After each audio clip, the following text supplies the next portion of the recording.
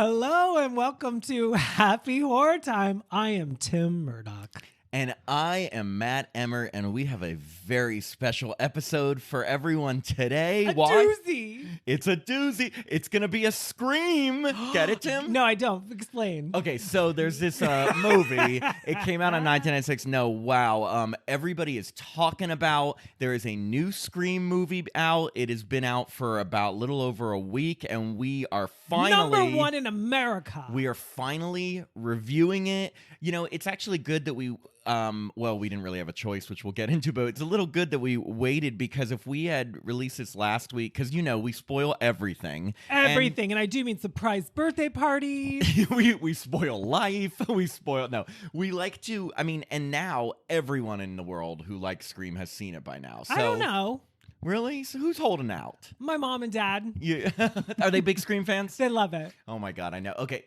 Anyway, we have quite a story for listeners, right, Tim? Yes, you can say it. I'm too busy over here. Oh, what are you busy with? My keys. Oh my God, keys, get together, please. Anyway, so we were all excited to see Scream opening night. I mean, Tim and I had been looking forward to this for how long, Tim? Years. 11 years. Yeah, I was just gonna say that. Yeah.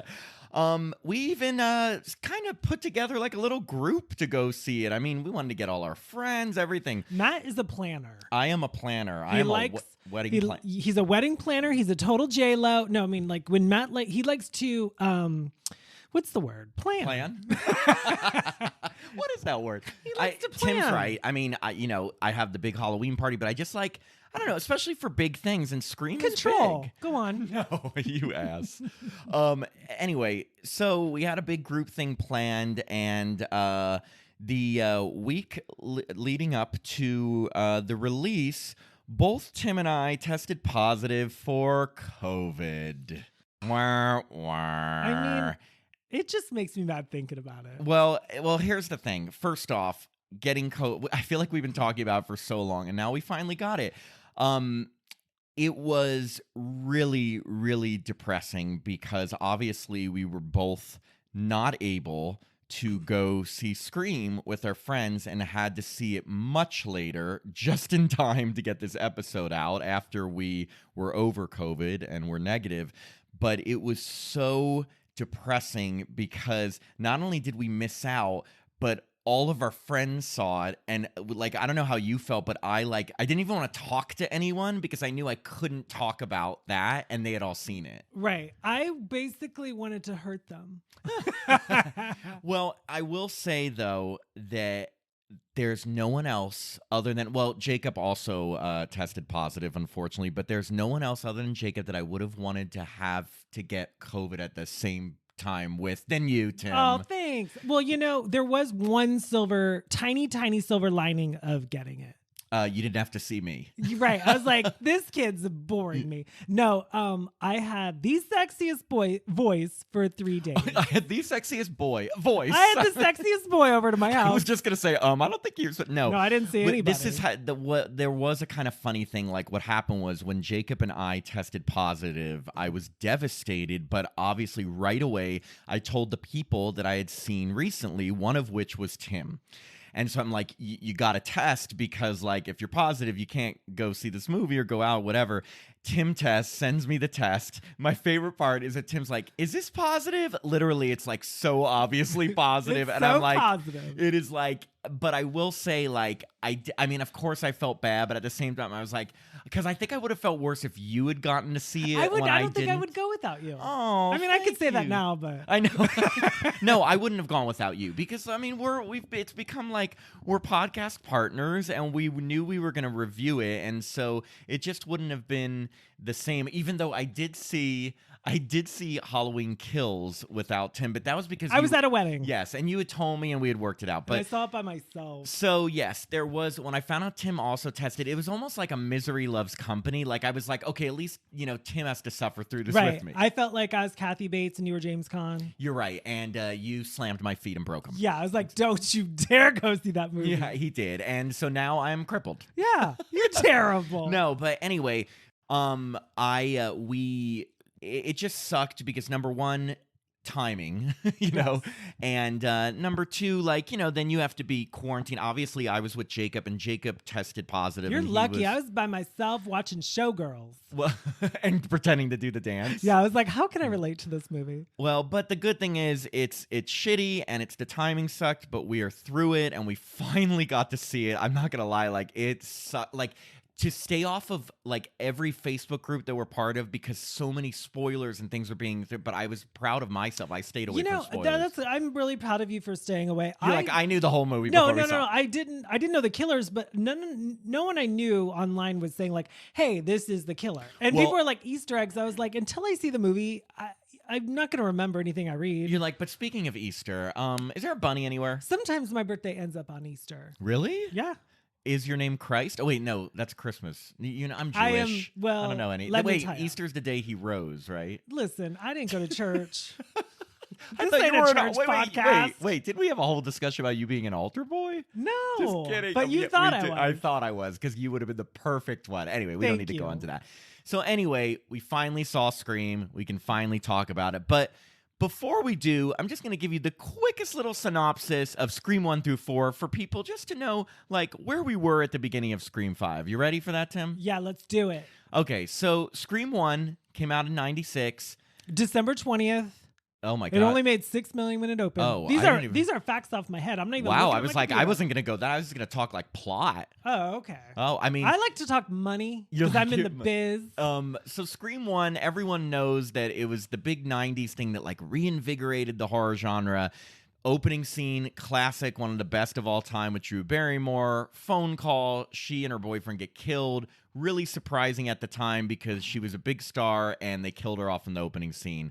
Whole plot is Sidney Prescott. Her mom a year ago was brutally murdered. And then because her boyfriend's dad was having an affair? Who was having an affair with Sidney? See, that you don't even know till the end. Oh, you just ruined Scream 1. Just Oopsie. kidding. No, basically in Scream 1, Neve Campbell is our big heroine, and she's being targeted along with her friends. Heroin. A year after her mom was murdered, and then she finds out that her boyfriend, Billy Loomis, and his accomplice and friend, Stu, were responsible for the killings, and apparently it all started because Billy's dad had an affair with Sidney's mom, and when Billy's mom found out, she left, and Billy was so sad that he ended up murdering her mom and a bunch of innocent people. Right. Which I totally think is a normal reaction, yes! You know? And then Sidney goes to college. Yes. Well, just so you know, did you see...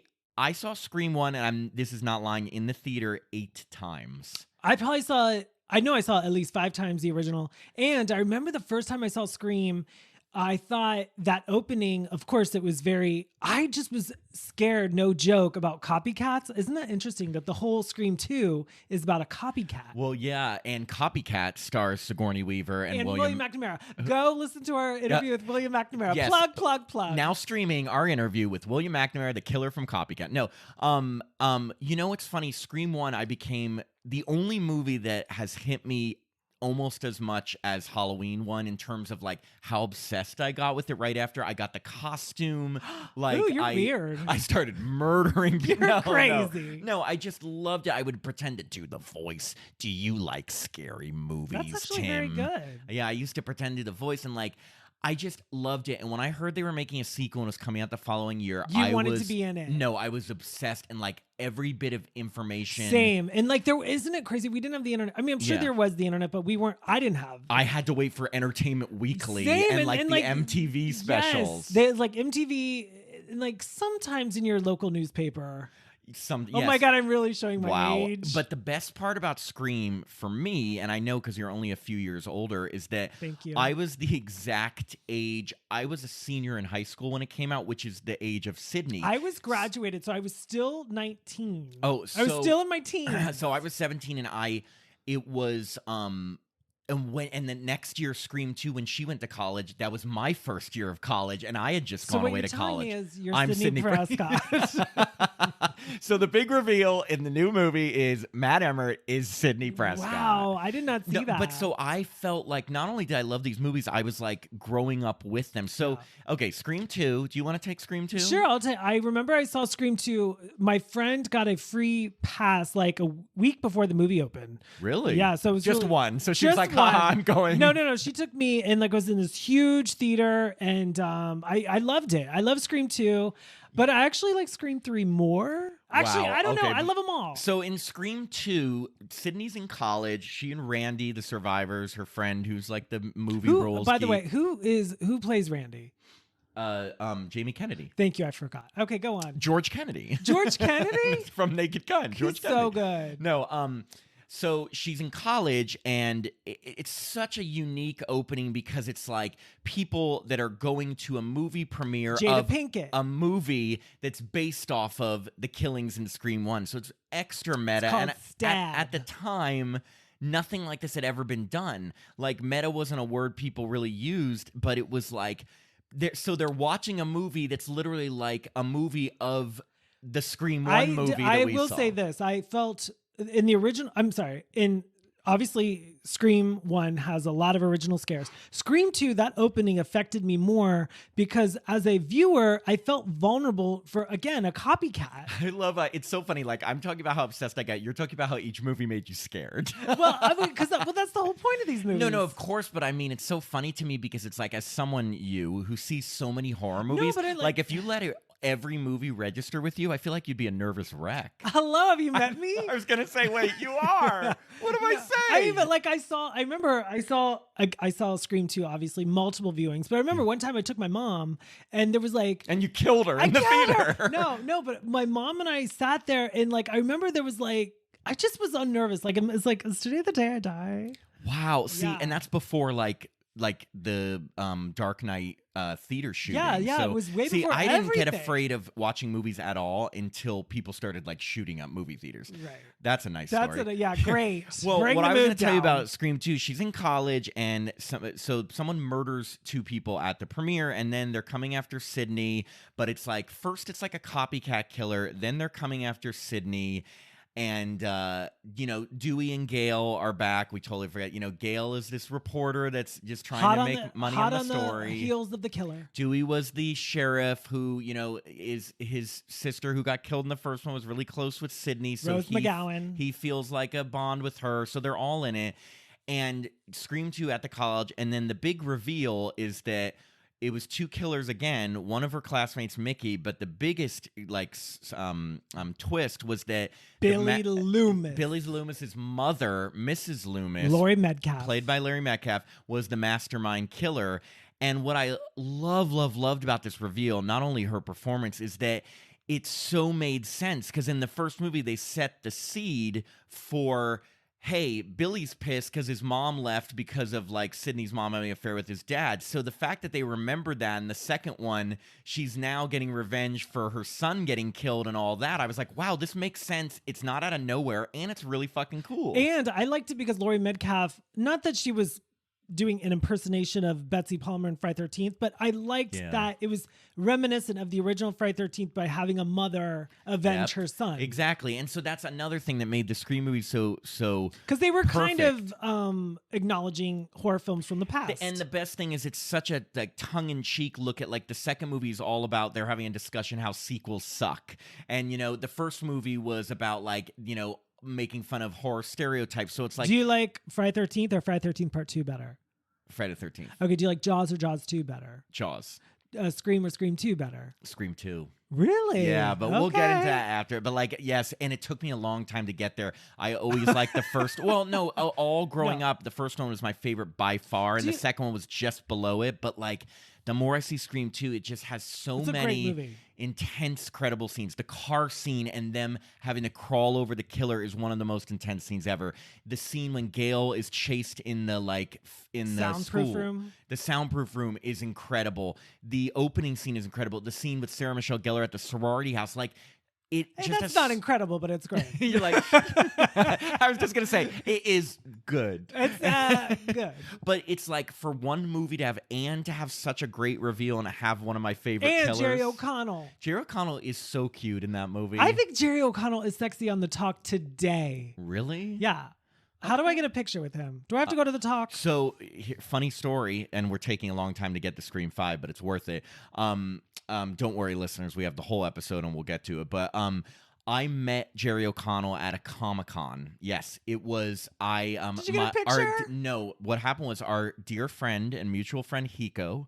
He got me into it was a party for Piranha 3D. Remember? Okay. He's funny in that. He was there, and me, because I never have shame, and this is way before the podcast, so I couldn't. No, you don't. I don't. I went up to him, and of course, Jerry O'Connell's been in so many things. Stand By Me, Sliders, everything. Body Shots with Tara Reid. Go on. One of his high points. Yes. So, of course, what do I say? The first thing I say is how much I loved him in Scream 2, and he was really cool, and the one thing he told me, he was like, I had so much fun working that movie, and Nev Campbell in person is the most beautiful person I've ever met in my life. That's what he told me. Wow. Okay. Is he saying don't hit on me? I have the hots for Nev Campbell. I have That's no. the way I'm taking I it. don't think he thought I was hitting. I think he probably just thought I was a weird fan. But it was just such an obscure thing to say. Yes, she's very beautiful, but I was like, wow, did he have a major crush? Well, on her? you have to also remember he's the fat kid from Stand By Me, so you know what? Yeah, but he's not the fat kid anymore. No, you know what I'm he's saying? not. That's what I'm Those saying. blue eyes are great. Anyway, so move on to Scream 3. The series took a slight turn because now it's in Hollywood and the killer is coming after the cast of one of the Stab movies that's poking fun at the Scream movies. So it's extra meta. Yes. And there's Parker Posey as Gail Weathers. Playing Gail Weathers in the Stab movies. Jenny McCarthy. In the Stab movies. And there's and Sydney, of course, the killer's coming after her, and she has to come down to Hollywood where Dewey and Gail are. And there's Patrick Dempsey who protects her as a cop. Yes, and the big reveal is, this one, just as I can't said, even remember who the killers are. Just as I didn't think number 2's killer reveal was a stretch.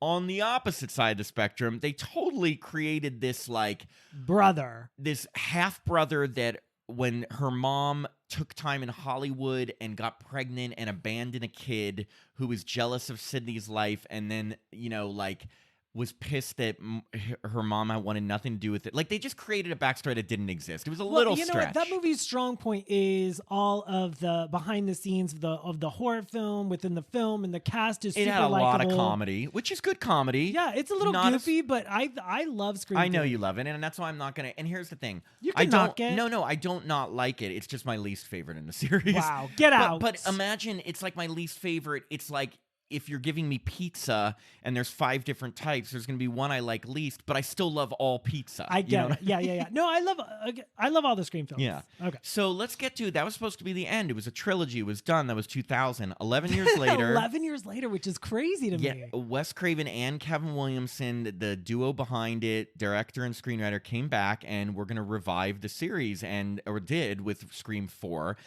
Brought back Sydney, Gail, and Dewey. Everyone's excited. Has a new young cast. It's focuses around Sydney coming back to Woodsboro as an author. Right. And you have the amazing American Horror Story, Emma Roberts. Yes, plays her young cousin, who you think is the mini Sydney kind of thing. Very sweet, nice. All her friends are being killed. They're coming after Sydney. Great scene with Gail at the party. Dewey's there as a sheriff. Never helps. Marley in any way. Shelton helps Marley them Shelton out. gets she introduced. Makes lemon bars. And she's so funny in the flirty scenes with Dewey, and they just had more characters. It felt after Scream 3, it felt like a much more return to the basics. Grounded. Yeah, it felt more. It's back in Woodsboro and stuff. And had another really crazy reveal where Jill, her cousin, Emma Roberts, who literally you think... She's a crazy bitch. Well, no, you think she's a heroine and you see her get chased and attacked. She's actually behind all the killers, or the killings, is working with a friend, and she's actually a crazy fucking bitch. And you know what? She doesn't want friends. She wants fans. And there's one of the craziest, most memorable scenes in all these movies. Every killer says how they're going to get away with it and they're going to frame someone. Well, in this one, you see a whole sequence where she goes through how she is trying to get away with it. Like, she injures herself over and over to make herself look like a victim. It's crazy. I was sitting there in the theater like, this movie's off the rails, but I liked it because I have never seen something that crazy. Off the rails in the most delightful way, though. That's the thing. Like, there's off the rails and you're like, done. This is shit. Yeah. And then luckily, like, at first you think, oh my God, is she going to kill Sydney, get away with it? But there's like this end scene, and after a lot of fighting, they finally kill her. And Dewey, I was going to say Steve, Dewey and Steve. Dewey, Gale, and Sydney. Neve Campbell. They all survive, and you're happy. Unfortunately, Scream 4 didn't do so well in the box office. Although I loved it. I did too. I saw it twice. They decided not to make a Scream 5 or Scream 6. Wes Craven, unfortunately, passes away in 2015, and you thought Scream was dead for good. I actually didn't think it was dead for good. I didn't know, because then they had the TV series, and I was like, are they going to just With focus Bella there? Thorne. Scream TV series season 1 was actually really good. I really liked it. I didn't give it a chance. So season 2, not so good. Season 3 was a what the fuck? It was like a 2-night special. It was just, didn't even make sense to me. But Ghostface is popular, so there always will be an audience. Well, so now we flash forward to 2022. The directors behind Ready or Not, and they form, I think their company is called like Radio Silence, basically. I always forget their name. Oh, Matt Bettinelli Open and Tyler Gillette decide that they want to revive the series, and they were able to get Kevin Williamson on board as an executive producer. So even though he wasn't going to write it, he was going to kind of oversee it. And, everyone was like, you can't make Scream without Wes Craven. And there were so many questions. Are they going to get Nev back? Are they going to get Courtney? They wrote a really nice letter to Nev Campbell. They did. And she tells that story a lot, She really does. It's almost like that Lady Gaga, like, there can be 100 people in a room. It's true. She's and you only need one person. Every interview I've seen, she's like, they wrote me a really nice letter, and they said how much, like, he shaped them as directors, which I think is great. I'm sure is true. Yeah. And, I'm sure Nev has talking points that she goes over I'm sure. Well, I mean, the crazy thing is like, Scream is 25 years old. Well, and that's the thing. So I will tell you, Nev Campbell, other than Jamie Lee Curtis, Laurie Strode, is probably my favorite final girl. Like, and I remember when I heard about Scream 5 coming, I was like, if they don't have, they have to get Nev Campbell. And I remember when they got Dewey and they got Gale back, and Nev hadn't signed on yet, and I was like, they have. It's just not Scream. She's like, add a one more zero, please. Yeah, I know. She's like, a few more zeros, few less days on camera. No, I'm sure she's not like that. No. I think that she probably really did feel like, if I don't like, when you exit on a high in a series or a part, you don't want to take the chance if it's not going to be good. And she probably saw everyone is believing in these people. Kevin Williamson's involved. Courtney Cox. Yeah, when you involved. get a friend star, a friend. I mean, I think she thought everyone else is involved, and it's like, do I really want them to do this without me? Like, I'm fucking Sidney Prescott. So she signed on.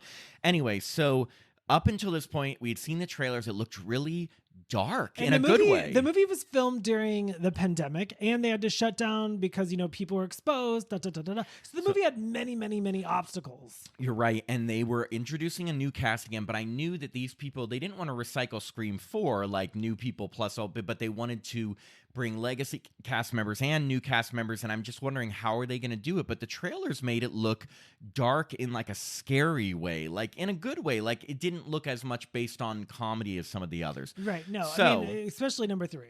To the movie, I will say I went into this barely knowing anything, which is a good. I didn't know, is the opening scene going to be a big star? Is going to be the person they saw in the trailer? You saw the trailer, but I didn't know if that was the opening scene. How could you not know? I don't know. There were a lot of people get phone calls in these movies. No, but I mean, like the lock and the da. That could have been like, do you know how many I knew times that they was the showed opening? Sarah Michelle Gellar's scene when they were doing the trailer for Scream 2? I thought that could have been the opening scene. No. Okay, well, Tim knew because he's a fucking genius. I'm just saying, that trailer played a lot in it. Did. Okay, look, I thought there was a definite chance that was the opening scene, but I kept thinking, do they have a star that they're just not showing Jenny us? Ortega.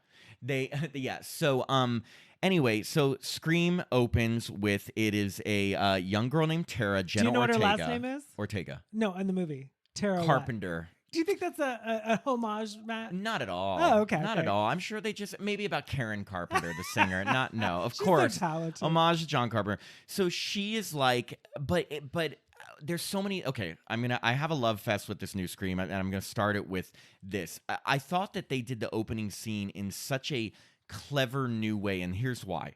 So she gets a phone call, but instead of it just being the killer right away, it's someone who you can kind of hear the killer's voice in it, but it says knows her mom from group and is talking to her, but slowly the voice starts transitioning more into the killer's voice to the more till it's the full-fledged killer. And I just thought that was cool and different. It was cool and different. And you know, obviously in the other films, was there texting in part 4? In the opening? Yes. Okay. Remember okay. Facebook killer Shanae yes, Grimes? Yes. Yeah. Okay, so there is, like, I feel like texting kind of slows it down. It does. Well, what happens is right when But the it killer still works. reveals that it's a killer, and I love because she hangs up immediately. Again, like the people in these sequels now, they're not as dumb. But then she basically gets a text message that says, shows like a video of her friend, and the killer calls on her landline and says, "If you don't like talk to me, I'm gonna murder your friend." Right. And but the bigger thing as I was sitting there was, why does she have a landline? That is true.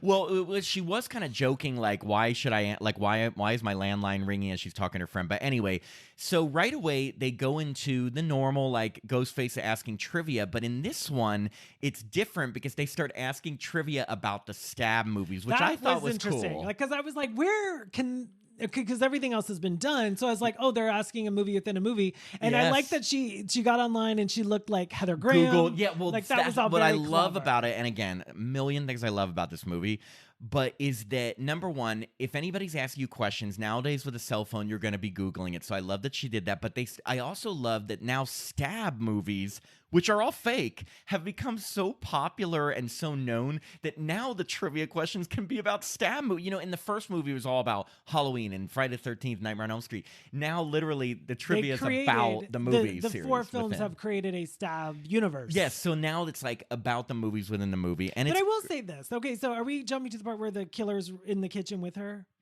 Well, yeah, so basically she finally answers most of the questions right, but she misses one, which is who are the killers in the first Scream. First Stab. She says just Billy Loomis, says it's Stu Macher, and then she thinks, oh my God, I got to get to my friend. She runs the door open, swings the door open to go see her friend, and the killer's actually there. He lied to her and cuts her, and she shuts the door. Anyway, she backs up, right? And then he's in the house. He's in the house, and here's the thing. He goes, and it's a pretty brutal scene. He stabs her through the hand. I didn't like that. He steps on her ankle.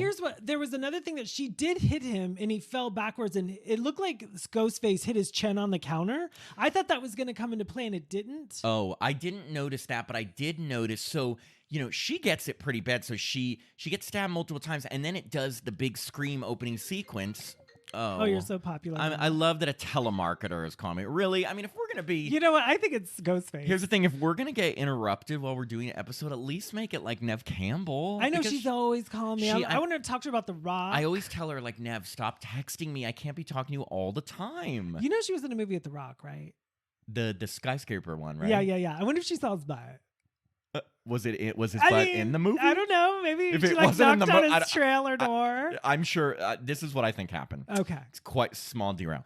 She was like, "Hey, Rock," because she calls him that. Right. And she's like, "Hey, I know there's no nude scenes in the movie, but like, do you want to practice being naked in front of me, just like, because it helps me be Sidney Prescott better?" Right. And she goes, like, I'm sure. going to go out for Scream 5, but I need to audition with you being naked. Showing your butt. And he's like, "What does that have to do?" And she's like, "Can you speak to me like Ghostface while you're doing Okay, anyway, so what's weird about this opening is that, like, this brutal thing, and you're like, okay, well, she's dead, right? I didn't like that she's lying on the ground and he, like, breaks her leg or something. Well, yeah, he steps on her I ankle, didn't like but that. I love that. I didn't like that. You prefer a much more gentle color. I just like stab and go. Well, and you're left like, oh my God, this girl got killed, right? Switches right to who is basically our main character for the film. It's another girl. Her name is Sam, and played by Melissa Barrera. Thank you. I'm not even going to attempt to say that. She was in the Heights recently, like the Lin-Manuel Miranda musical. Oh, okay. Yes, I don't like Hamilton. We know you don't like. Anyway, so she is with her boyfriend Richie, who's played by Dennis Quaid's son, Jack Quaid. Jack Quaid. So everyone should see Dennis Quaid in Jaws 3. She gets a call from one of the opening scene girl's friends. You find out the opening scene, Tara, is her younger sister, and she actually is not dead. She's in the hospital. Which was a nice change, because usually the people in the opening die. That was exactly what I was going to say. I love that, because you're just so expecting that the opening scene person dies, and it even looked like she did. So the fact that she didn't, as a little crazy as it was, because she survived 7 stabs. Right. It's kind of cool. So of course she rushes down to Woodsboro. She's not in Woodsboro, to see her sister. She was working at a bowling alley. She was with her boyfriend, and she did you like the line when he said that she's his boner pills, and then he's like, oh wait, that's not gonna work. I just thought that was funny. Like, I know I was off-putted, and I contemplated putting down my popcorn and walking out. And you said, I will not hear the word boner in an R-rated movie. Right. I said PG-13 only. You're like, step on her ankle, stab her to death, but do not, for God's sake, say fucking boner. Oh wait, I said fucking. I don't like to say boner. You did just said it. Congratulations. Thank Anyway, you. She goes down there. She sees her sister in the hospital. Cue all of Tara's friend group. You see a good scene of them at school, kind of like Scream 1. Reminiscent of when they were sitting by the fountain. And let's just introduce the friend group, okay? Shall we? Sure. There's the twins who are Martha not Martha, that's the sister. Mindy and Chad. And they are related, you find out, to Randy from Scream 1 and 2. They are his niece and nephew. And they are played by Jasmine Savoy Brown and Mason Gooding, who's Cuba Gooding Jr.'s son. I think Jasmine Savoy Brown also plays young Thaisa in Yellow Jackets, and she is just a phenomenal actress. She just really is, and she was great in this movie. I haven't seen Yellow Jackets, so stop rubbing it in. So there's the twins. There's also Chad's girlfriend. Who's their mother? Their mother is Randy's sister, and they got Heather Matarazzo back for a cameo, which was awesome because she was in Scream 3. That's right. For like a second, and she's in this one for about a second. Yeah. Good job. The other friends there is Chad's girlfriend, Liv, who is played by Sonia Ben Amar. Ben Amar, yes. And she has kind of a little punk look to her. She has different colored hair. She's pink hair. She seems like kind of perky. And then the spazzy girl played by... There's Tara's best friend, who's a little bit of a spaz, named Amber, and she just seems very cynical. And she she's played by Mikey Madison. Mikey Madison, yes. And then there is Wes, who is Sheriff Judy Hicks's son, as in Marley Shelton's son. Do you think they made him blonde because Marley's blonde? What was the point of that? But they commented on, and it was obviously bleached blonde, that he had done that to his hair. So no, but the funny thing is that was a little bit like, I don't remember Judy Hicks having a kid in the 4th one, but of course, maybe we just didn't know. But he's played by Dylan Minnette, who everyone knows from 13 Reasons Why. I actually didn't. I've never seen that. Oh my God. Yeah. You missed that year when everybody watched that? I was busy doing other things. You were doing laundry. Yeah, I was watching Showgirls. So he's played by Dylan Minnette. So these are all our friends, and right away you're like, okay, suspect. So anyway. One more time with that. Suspect. And then there's one other creepy guy that they introduced. They introduced him for and 5 then seconds. kill him. His name is Vince. He's played by Kyle Gallner, and he apparently is has a crush on Liv, even though Liv's now with Chad, and they're all shooting pool, and then he's there and he's looking at her. Right, what and was then, he doing? and then he goes outside, and then he gets killed. I was he goes outside, but there is a okay. good scene with it because they bring back the famous song that's in Scream 1, 2, and 3. It's by Nick Cave and the Bad Seeds called Red Right Hand, which I won't sing it by. Oh, you did, but it is a cool song, and it's in 3 of the 4, now 4 of the 5 movies. And it's playing on his car, and he goes to shut his engine off, and then Ghostface behind him and stabs him in the neck. He's eliminated from the suspect list. You're right. He's eliminated in literally 5 seconds. They just needed a murder. I'm curious to know if that scene was added. I mean, it could have been, but I don't know. We'll never know. It was weird because it's they wanted to have a suspect, and or maybe they just wanted another person to kill. True. You do find out later that he is the nephew of Stu Macher, so they're setting it up that everyone that's being targeted is related to one of the people from the original. With the Scream. running time of 2 hours, it's interesting that scene was in there. It wasn't necessary. It didn't add or subtract. Whatever. Well, it was just another kill scene. Yeah. I think they needed. So anyway, we switch back to the hospital, and you learn. Well, Sam, Tara's older sister, There's there's a scene where she's like alone in like a rec This was room. my favorite scene in the movie. Okay, so she has a weird vision of, and this is as we're watching this, I like almost like reacted with glee because she looks in the mirror and she sees a CGI'd Billy Loomis, Skeet Ulrich, looking but young. it's not using him from Scream 1. Obviously, he filmed new scenes and they CGI'd him to look like he did in Scream 1. And I was just so excited. I didn't think that was cheesy at all. I thought that was so cool. I actually like that they took a person from the original from 25 years ago. Who's dead, and threw him in this one. And like gave him new parts. So anyway, you find out there's a big secret. Sam is actually Billy Loomis's daughter. Apparently, he got a girl pregnant in high school, probably while he was dating Sydney, because I'm sure he was cheating on her. Well, he wasn't a particularly nice guy. No. And she's the like illegitimate daughter. Well, and isn't she the other gets girl Jenny Ortega? No, she's not. It was just her. Oh, okay, no, got remember it. she found I out. did watch the movie. Yeah. I was like, what?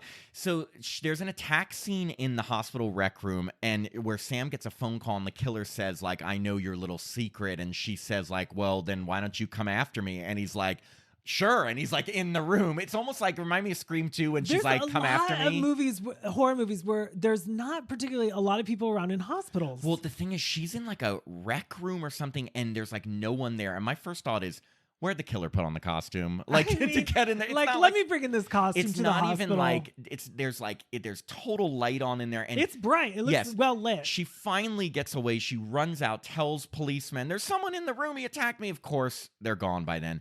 Sam realizes she needs to come clean with the secret, and she tells her younger sister that all this time she has known. And she goes, "Get the fuck out of here." Well, she the way she tells it is that she found diaries of her mom that were when she was a teenager that her mom wrote, because her mom didn't tell anyone that she was that her first daughter was actually Billy Loomis's, because Billy Loomis was a serial killer and they didn't want the stigma. Let's not bring that up. Well, apparently Sam then yelled at her mom, and her dad, not biological, but dad, heard and left the family. They should have showed us that scene. Yes, and then that's why the dad left the family, and that's why Sam is estranged from her sister, and her sister's like, "You didn't tell me this for all this time, like 5 get out." years. Yeah, get out.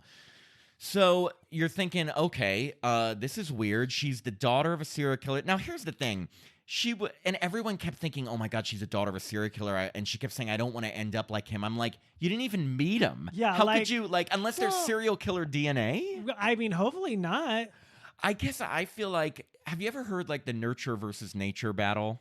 I mean, or sorry, not battle, argument. Nurture versus nature. Yes. Meaning, are you born something or do you learn it? And I'm not talking about being gay, because obviously, look, that's something like people. My brother and I are both gay, but my dad's not gay. No. I know, but what I'm what? I don't even know what that meant. But what I'm saying is that, like, are you born with certain qualities or instincts, or do you learn them because of the environment you're in or what you're exposed to? Definitely not the environment you're in, because obviously I'd be playing basketball, football, and baseball. Oh, well, because I was going to say serial killers, are they born with like a screw loose? Do they learn it? I don't know. But apparently she thinks that, wow, did this pass on to me? Whatever.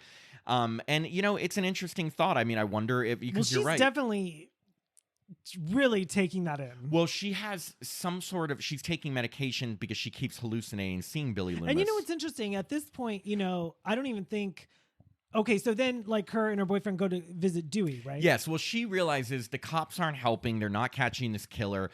I'm going to see someone who may have some experience in this. We're talking like a lot of the movies gone, and like Neve Campbell and Gail Weathers are not even seen yet. Yeah, so they haven't been seen yet. She goes to see Dewey, and poor Dewey, they introduce that he's living in this kind of rundown house.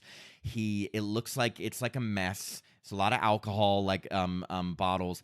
They did show a little quick scene of, you see Tatum's ashes there, and it's like a box, which is nice because they so little have like alluded to Tatum, even though she was his sister. Right. And I mean, like she died. It would have been better if they had a picture, but yeah, who knows? Well, and you can tell that he's no longer with Gail because she's not there. It also looks like he's jobless. Yes, he's not working for the police. He's no longer with Gail. Gay. He's no longer gay. He's no longer gay. Because of that nature nurture thing. Right, right. No, he is watching Gail, though, on a morning show. and you can tell he misses her.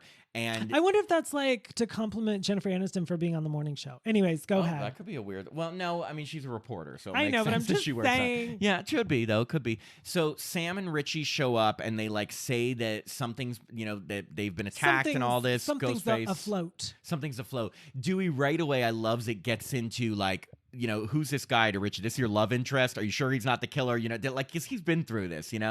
He tells them all these things like, look at her friend group. It's probably there. Look at the past. The killer's going to, like, he's like an expert on killings.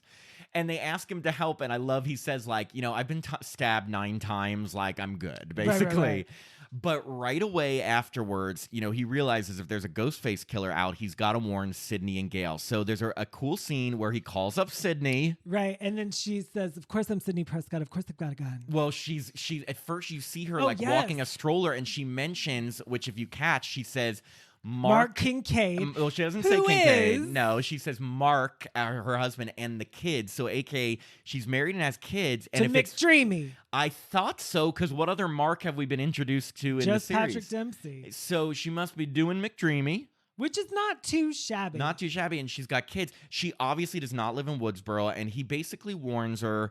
He says, don't come to Woodsboro, and she's like, there's no way I would ever step But foot then there. she does go. Well, because we'll get there. I mean, there's always a reason, but then he doesn't call Gail. He just text messages But her. his text is funny, isn't he? Like, Ghostface is back. Don't come back. Funny face emoji. Yeah. That's comedic Dewey. Exactly. So we switch then to Marley Shelton? Yes, a big kill scene. So you see Marley Shelton, the sheriff, and her son, Dylan Minnette, who plays Wes, and like she's like, I'm gonna pick up sushi for dinner, okay? So she's on the road, and he decides to take a shower. We think we're gonna get some butt. We don't get no butt. Dylan Minnette, for kind of like a skinny, unassuming You're guy. a pervert. First off, he's like 25, so okay. I'm not You're a okay. pervert. You're okay. He's got a good body. Like he's got a good body. You know what? You're right. I know you're talking about. Wait. I'm sorry. You're talking about seeing butt, and I'm the pervert. Well, it's The Rock's butt. I'm only human. So he's showering, and as she's driving, she gets a call. And by the way, can I just say how much I love how the killer says Deputy Judy? Like, why? What's the emphasis? Judy. Well, it's funny. Who's named Judy? Hey, Tim. Judy. I just want to say that. Did I do a good Ghostface? Not really. Okay.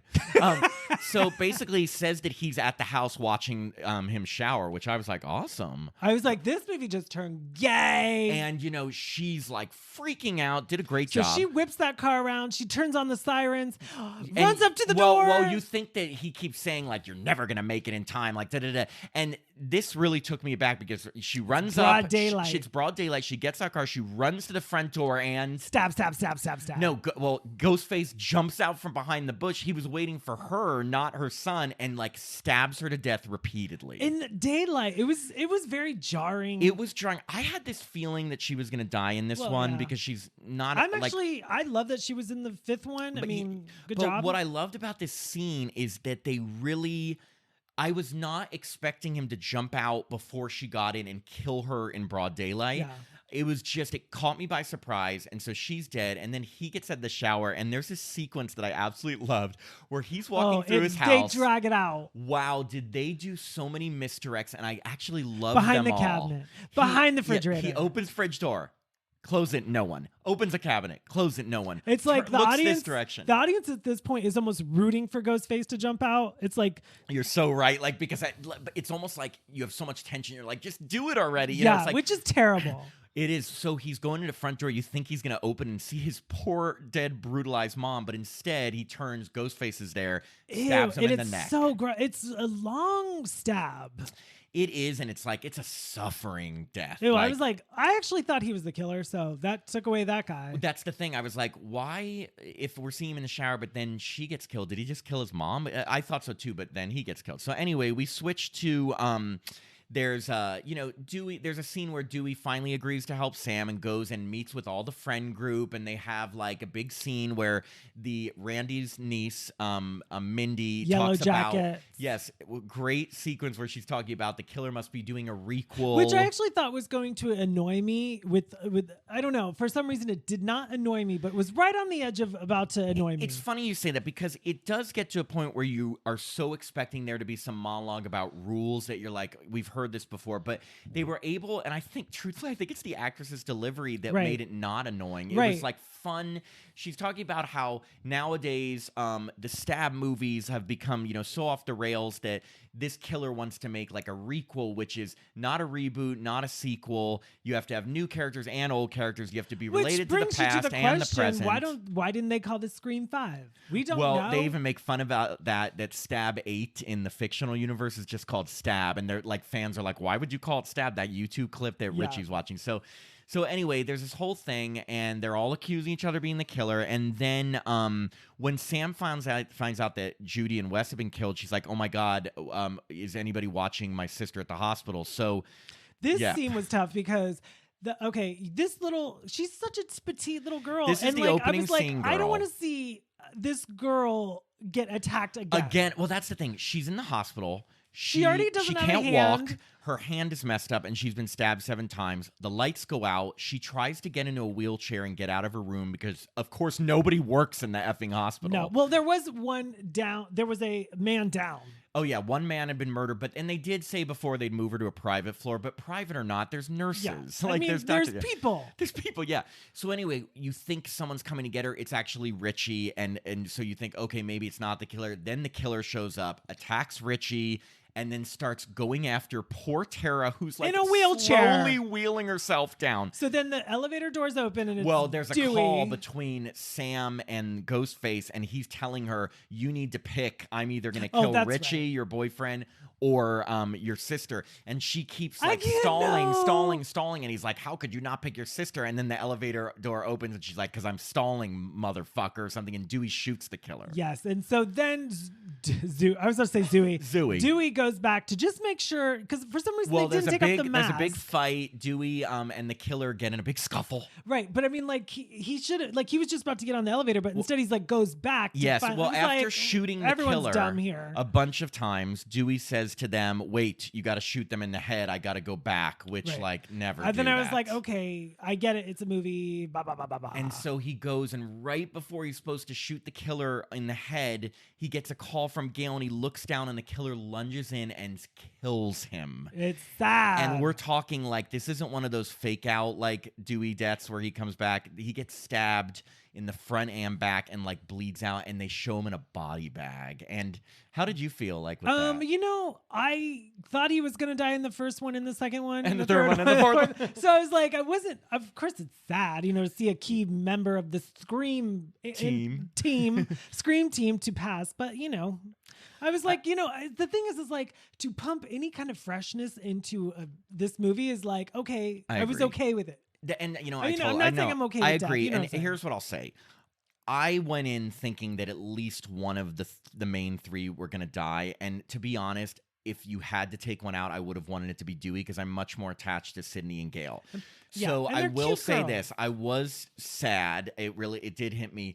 But I remember thinking, okay, now that they've killed Dewey. Well, I remember thinking now that they've killed Dewey, Gale and Sydney are safe. I don't know. I wasn't sure, but I kind of felt I was like, you just gave it away. No, I felt that because I felt like these new filmmakers are not going to, in their first movie, kill like more than one of the legacy characters. They're not going to kill someone on NBC must-see TV friends. Well, do you know what I mean? Like that would have been a lot. So anyway, you see Gale. She is obviously distraught, and then who has now come back to help Sydney? Neve Campbell herself. Which, by the way, I was like, I wanted those 2 girls in it much, much more. Well, yeah, but I liked the young people. I thought that they brought Sydney back in a realistic way because I do agree or believe that, if the death of someone really close to her would be the only thing to bring her back. Like before when it was like a book tour, really, she knew that Dewey had been killed, and now she's like, anybody could be targeted, so I'm going to go and try to help this. So her and Gale are like, we're going to help and find this killer. And they try to talk to Sam, and Sam is like,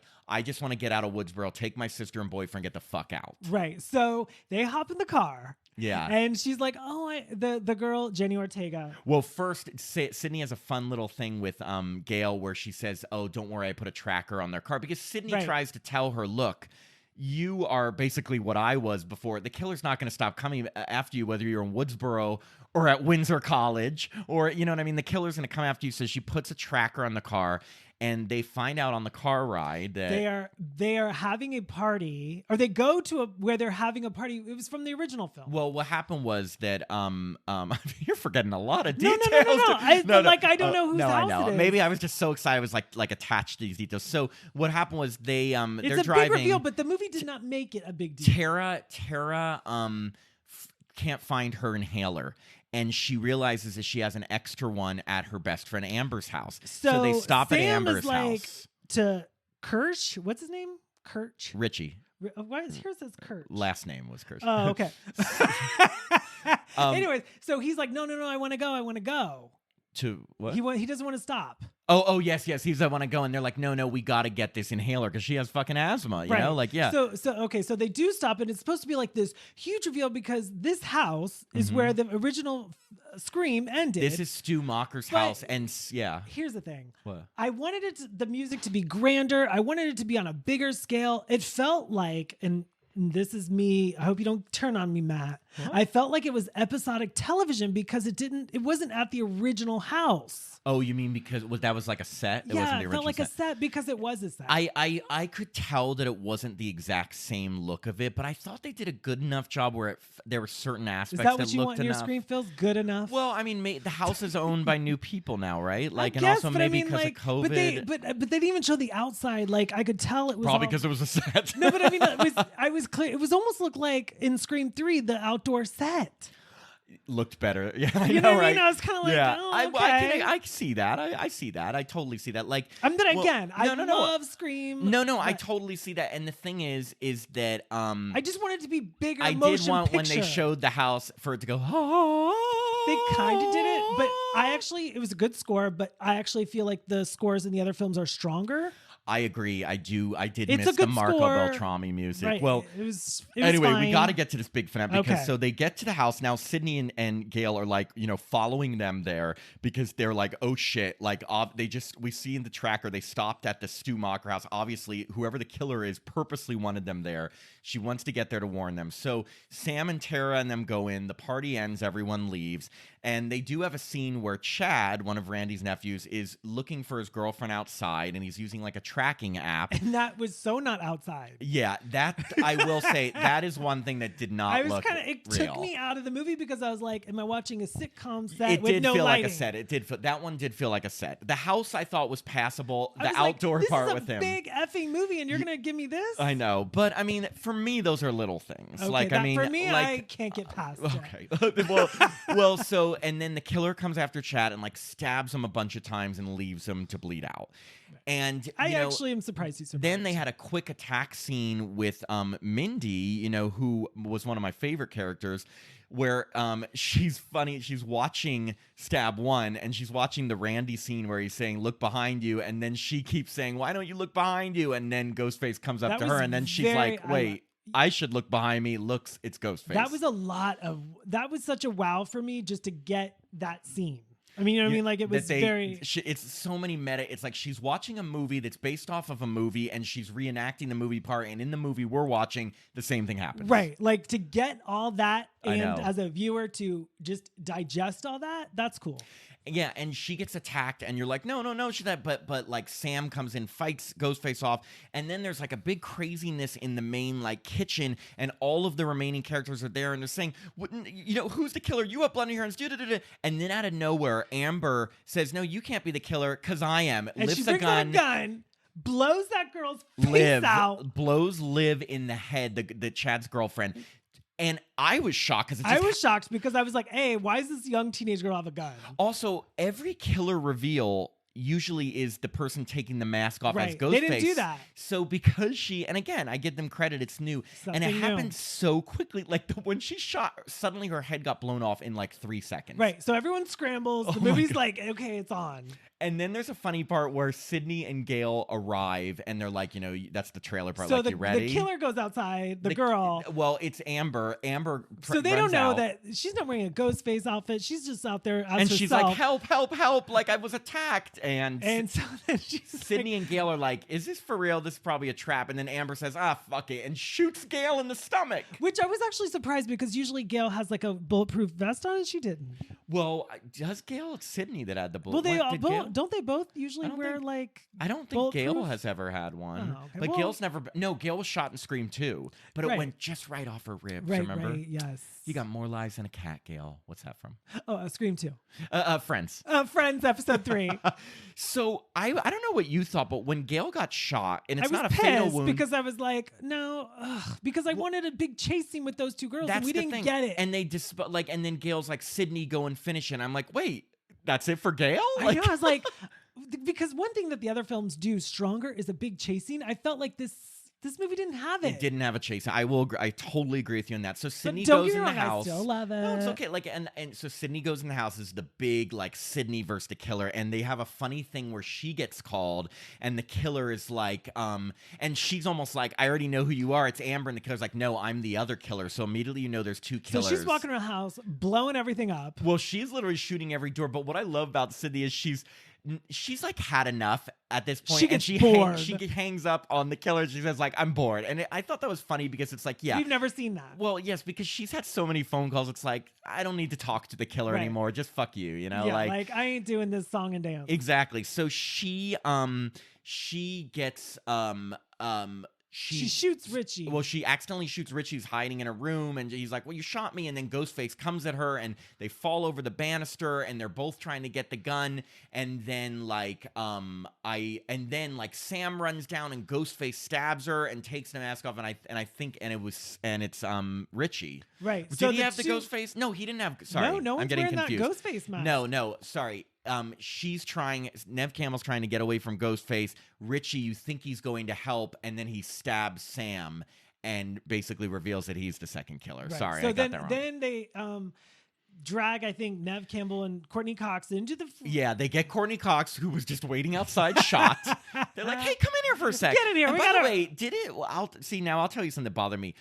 Gail seemed really good for being shot in the stomach. Yeah, like, there was and then not only that, you can die from a shot. Girl, Sam stabbed, and not just a little stab. I guess I wasn't as you're right, and she was okay. I wasn't as weirded out by that because there've been so many people been stabbed and been okay in these movies. But like Gail was shot in the stomach. You can die. You can bleed out from that. And then Nev Campbell was stabbed or shot. She I stabbed can't later. remember. So they get the three remaining. It's Sam. Everyone's stabbed and shot. Yeah, it's Sam, Sam, Sydney, and Gail in there. And then they talk about, the killers have to talk about their motives, and you find out the motive is pretty hilarious. it is funny, but like it kind of is playing off of like toxic fandom, and basically you find out that Richie and Amber are cosplay nerds. Well, they're huge fans of the Stab series and hated how bad the movies got, and they realized the only way to get it back to being good is to create their own material so that people would make a movie off it. So they found out that Sam was Billy Loomis's daughter, and they were like, we can create like a fun movie, get the legacy people back, and frame Sam as the killer. We just need to kill a bunch of people. I think Emma Roberts was scarier. I will say the reveal it wasn't the best reveal for me. It was fine. No Mrs. Loomis, no Jill. No matter what Scream gave me, I'm gonna eat it up. Here's the thing: unless it was some crazy, and I think they didn't want to do another like, I'm your long lost sister, or I'm your long. So I will say, at least it was just a little two loser. It was fans. a stretch, but it really was two loser, not just loser crazy. Loser crazy. Like, imagine if I was like, Tim, you know what? The Halloween movie sucks, so I think I'm gonna dress up as Michael Myers and kill people, so they'll make a good. Well, I guess it's different with Scream. If you ask me that, I'd say, you like boop, bop, bop, boop, bop, mental hospital. We got a patient. Well, yeah, and so I will say at this point, Amber turns batshit crazy. She's hilariously she's crazy. really, really, really funny. I like when she's holding him and goes, ee, ee, ee. Yeah. Like, she is batshit crazy. So anyway, now we know why she was cast. There's a struggle, and they're like, where is Tara, the younger girl who was, on crutches? You haven't seen her for a while. She comes out and starts slamming Amber with her crutch. Which is hilarious. Starts slamming. So Sam tries to get away. Richie goes after her, so they get separated. And it's like Amber versus Sydney and Gail, and Richie versus Sam. And these Sydney and Gail versus Amber scenes are hilarious. That was good. But, again, it was all confined to the kitchen. It didn't really... Again, the movie's 2 hours. They had a lot to cover. And you're right. There wasn't a good chase scene. I 100% agree with you. But the kitchen scenes were hilarious because every time that Sydney and Gail are able to turn the tables on Amber, she says, wait, I'm just a defenseless teen. Yeah. Then she goes back to being crazy. Then she says, wait, it really wasn't me. And they finally break a thing of hand sanitizer on her, shoot right next to the stove, and she burns up. She burns up, and I thought it was hilarious because she has a line where she's like, "It's time to pass the torch," and Sydney's like, "How's that torch?" That's like, right. All that. Usually, I don't like lines like that, but in this film, one-liners. it works. I agree. And I thought especially it worked. It's delivered, also the delivery. Yeah, like the girls are funny, and like usually it's guys like Arnold Schwarzenegger, like cool off. Exactly. You know what I mean? Like everybody chill. Yeah, like who cares? But Gail, and also she was so crazy and so funny, but in a good way. And when she says like Dewey died like a pussy, I was like, I would have shot her. I mean, imagine saying that to Gail, like. Well, yeah, I would never say that. Kill. You would never say pussy. Right. But so anyway, they shoot her, and then Sam, is a big struggle with Richie, and finally she sees one more vision of her dearly departed serial killer dad, Billy Loomis, who like kind of nudges to where there's a knife. I didn't know what that was. Yeah, he kind of points to where the knife I thought is. it was the umbrella. He's like, it's gonna be rainy outside, and as your dad, I was like, please protect yourself. Could you tell what that was right away? Not at first until she grabbed the knife. Right. I was kind of like, what are we looking at?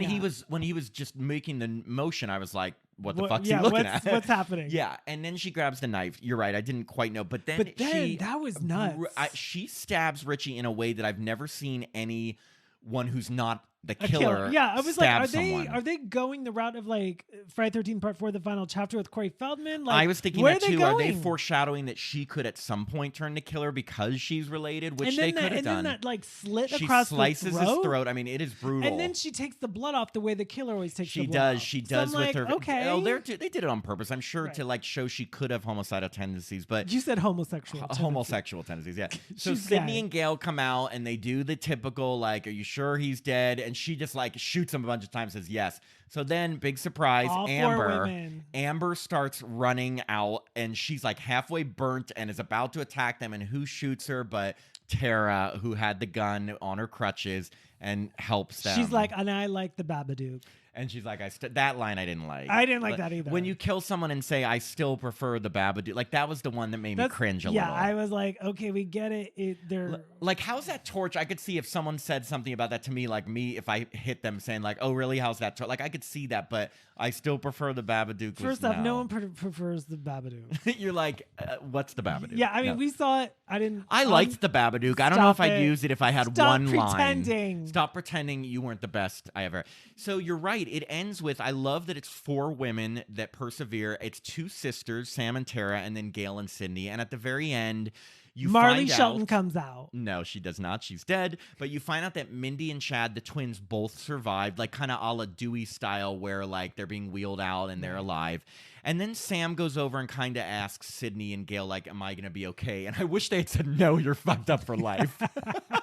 By the end. I know. Well, because I was thinking, and Sydney says eventually, but like Gail, and then she says something like, "Oh, Gail, you're gonna write a book about us?" And she's like, "No, I'm not writing about these fuckers. Like, I'm gonna write about a police officer who like was heroic and so a boring book." Yeah, Tim, you're like, "Oh, and don't you love Sydney's like, I'd read that book." Bitch, you wouldn't read that book. Who has time to read books? You have your husband and kids, and you're still getting money off out of darkness. That's right. Don't forget about your 11-year-old book. Wouldn't it be funny if I would love if like there's like a epilogue and actually Sydney like runs home and writes the book herself to like beat Gail about Dewey. Yeah, like, and they start all over and she goes, "Bitch, I'll send you a copy." And she says, "Bitch, I'll send you a copy, and my book's better." And then Gail, no, apparently Gail has like matured, but so anyway, all in all, Tim, I'm so happy that a Scream film came out. But I still think I like them in the order that they came out. You know what I mean? I like 1, 2, 3, 4, 5. Wait, you're saying 5th one last? Yeah, least? I think it's I felt a little. I mean, it's okay. Like you're allowed to have your opinion. I felt like asshole. it was maybe crippled a little bit by the pandemic. Like I feel like the ending. I wanted a bigger chase scene. I felt like with the set, it felt a little episodic television to me, not like Scream television. Like, and I just wanted it to be bigger and grander. We're talking like big movie. You know what I mean? Like it's on the big screen. It's a big major motion picture. Look, everyone is entitled to their opinion, even when they're wrong, like you are. Oh, okay. No. No, but I loved it. Of course. Well, here's my thoughts. If I had to rate all the Screams, they'd be in this order. 2 is my favorite, followed very closely, almost identically by 1. Then would come this new one, 5. Then would come 4, and then last would be 3. Here's why. Like, yes, I loved this Scream. Did I love it better than the first 2? Hell no. Those 2 movies are incredible. But I really did enjoy this one. I thought it was unique. I thought it added new things to it that it needed to. It did bring a lot of new things. I thought there were. I thought they revolved a lot of characters in fun ways. I thought it was just a fun, like, thrill ride. With that said, there were also things I didn't like. I agree with you. I wanted more Sydney and Gale. Don't worry, you're not in court. No. I mean, I agree with you that, like, there wasn't enough Sydney or Gale. I'm not saying it has to all be about they're Sydney. Probably getting like millions and millions of dollars, and I wanted more of them. It did feel tacked on, and I'm sure it's because they had already written a movie before they knew Sydney was available, and they kind of worked her in. But whereas Scream 3, I remember they didn't have a lot of Sydney's time, but they still made 2 weeks with her, right? But they still made it feel like she was really important. Right. In this one, she does feel not that important, and then number 2. There wasn't any really good chase scene. I think my favorite scene in terms of suspense was the Marley Shelton, her son death scene, because that was the only one that had, like, sorry, the opening scene I really liked too. But you're right, it didn't have some of those classic scenes from the other ones. Right. And then the other thing was, you're right, I totally missed the other Scream music. I would have wanted that. Otherwise, though, like, I thought it did have some good performances. I thought actually Tara, the younger sister, was really effective. She was really good, and you know the other girl, Sam, was getting a lot of like throwback. But you know, I'm used to that kind of bold and beautiful acting style. That she wasn't a strong actress, right? Like, I mean, she was a little stiff in some scenes. I could see why people would say that, but I still thought overall she was good. I don't think it never bothered me. It wasn't like I thought she did fine with the role. I mean, but although in terms of like I really was affected by the younger sister's performance in the opening scene and just like the rawness of her performance. But I didn't think Sam was bad. I don't know why she's getting like. Yeah, I mean, I just have read a lot about her getting some kind of backlash. That sucks because, like, I mean, it sucks to have to read that about stuff. But like, I thought there were a lot of good performances. I thought the Amber, the killer, was batshit crazy, so that's fun. I thought Sydney and Gale were good. Like they didn't become. I'm glad they didn't become caricatures of themselves. You know how it's like Gale could be like extra Gale-ish if she wanted, and she wasn't. She underplayed it. Like, she didn't overdo it. I really believed the emotions between her and Dewey in their scenes because, like, you know, they were married. They were actually married and divorced, so I'm sure it was a little too close to home. Like I said, I was sad that Dewey got killed, but I thought it did up the stakes. I will say one thing that was a little hard to believe, and I hate when people like you look at every little tidbit, like but I just have to do. Well, okay, I hate when these, like, I've seen some people sexist say, like, you know, this girl couldn't be the killer. She couldn't maneuver people, which is horrible and wrong. The only thing I did see, which was weird with Amber, is that I noticed she was a short girl and Ghostface was never short. And she was Ghostface a ton of times because Richie was in the scene. Maybe she's wearing stilts. Maybe she's wearing high heels. I mean, again, that's like you have to have a little suspension of disbelief. But like, look, I think she was 100% strong enough to be the killer. She just was short. She was short. Like, if they had Mindy or even Liv as the female killer, I'd buy it because they were taller girls. But she was a shorter petite lady. She was a petite girl, whereas Richie wasn't. So of course I bought that. But he was like, to have the strength. He didn't look like he had that much strength. Did you guess the killers before they were revealed? I only thought Richie was the killer just because he was the last person to expect. You know what I'm saying? I was like, okay, we're running out of people because everyone's dying. It's hard in a Scream movie because, like, by the end, you almost have to because there's barely anybody left who hasn't been attacked. I didn't know. I truly thought that Liv could have been one of the killers because she was a little off and wasn't in it. I also thought there was a small, tiny part of me that thought, could Tara, the younger sister, be in on it? But then I'm like, why would she let herself get stabbed 7 times? Right. I actually thought so commitment. Too. That is commitment. But so I didn't quite know. Then I was like, could they do some big twist and Sam is one of the killers? But then maybe she hallucinated. I actually thought that they were going that route too because I was like, oh, her dad's a serial killer. But then I was like, that's so like, I don't know. Too expected. You know, yeah. one thing also that I really wish she had mentioned, because she's my favorite character and it's related to Parker it. Posey? No, she never said, not only is my father, Billy Loomis, a killer, but my grandmother, Yeah, Debbie Loomis, is a killer. Like, did she forget? You've got 2 generations of maybe serial Laurie killers. Metcalf will be in the 6th one. She was shot in the head and neck. You know, they can dig her up. Dig her up, but prop her up. It's Weekend her at up. Scream. Weekend at Laurie's. Weekend at Laurie with Debbie's. She's Debbie Saltz. Debbie Pepper. Well, she win as Debbie Salt. So, and here's another thing for you before we wrap it up, because we've been this is a long episode, and all for one movie, because we're really passionate about this. But I have read, first off, it's been doing great in the box office, which I'm very thankful. And most likely because not only have the director said it, but even like Nev and like Courtney have said they'd all be up for doing more. I'm pretty sure they're going to probably fast track a Scream 6. I'm sure, all because for they introduced like a big soap storyline so they can continue it. I am all for it. I'm never one of those people that say like, stop beating a dead horse. For me, I think you agree. I want another 11 years. Well, but I like, for all the series we love, keep beating that horse, please. I know. I mean, look at Friday 13th, stalled in 2009. Well, I mean, but they would, if it wasn't from the legal bars, I'm sure they'd be beating that dead horse. Oh my God, absolutely. Wait, is that the right expression? Don't beat a dead horse? Don't beat a dead horse, yeah. Yeah, okay, good. I thought I got the wrong thing. So I think there's going to be a Scream I know there's 6 a joke soon. there. I'm wondering if maybe they will explore Sam slightly being either like having homicidal tendencies. Or maybe Evil Dies Tonight. Maybe a Halloween crossover God. with Laurie Strode. No. I will say, if they do have 6 and bring Sydney and Gail back, I think you said sex. If Go they on. do have sex, if Sydney and Gail have sex, no, I want them to be more prominently featured. Like Me too. I thought they were going to be front and center. I really think, though, if they go into it knowing they'll be in it, they'll write a bigger role for them. Yeah, Remember, they'd already written it. But you know what? Here's the thing. The movie distracted me enough with the younger crowd like doing their thing and like setting up everything that I'm not saying I forgot about them, but when they came back in, I was like, God, they're not in it much. I thought that too, but I will say, like you, I was entertained enough by the younger crowd, and Same. I felt like The story was strong. They also spaced the legacy characters out enough that I felt like at least one of them was around almost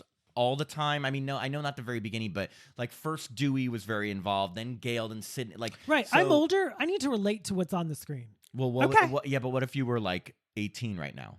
I would still like the You movie. would say, get those old fogies off. Exactly. I'd be like, when they gonna kill off that Dewey? And you're like, oh, they did. Oh, they did. They got. Just kidding. Dewey died like a pussy. Say it, Tim. I don't like to say that. First off, he didn't. He was heroic, but of course she was just trying to egg Gail on. Right. And then she threw an egg at her face. I don't remember that scene. We must have cut Anyway. it. Wow, that We has been did it, man. We did it. So anyway, Woo. that is our Scream review, or more like our entire series That's review. right. I feel like, yeah. But I can't wait to see it again. I seriously, Me too. I loved it, and I know even though it wasn't your favorite of the series, you enjoyed it too. I did like. I ate it up. I ate it up with a spoon. Did you eat? You ate it up. I ate it up. Who was your favorite character in it? Richie, Jack Quaid. Because you think he's cute. Of course. I'm shallow like that. Shallow Tim. No, because my favorite character I think was obviously Mindy. Mindy was she was just fun and cool. I'm glad she survived. Other than Sydney. I've always loved Sydney. Sydney! Exactly. Anyway, thank you everyone for listening. Hope you had a scream with this. That's right. Scream, scream, scream, scream. Okay, bye. Bye. We hope you enjoyed this episode of Happy Horror Time. This podcast is hosted by Matt Emmer and myself, Tim Murdoch. It's co-produced and edited by Jacob Randall.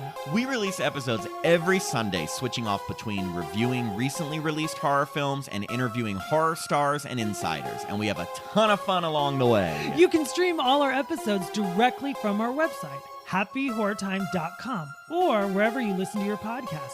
And make sure to follow all our social media pages on Facebook, Instagram, and Twitter at Happy Horror Time. If you'd like to support this podcast, please sign up to be a patron at patreon.com/happyhorrortime.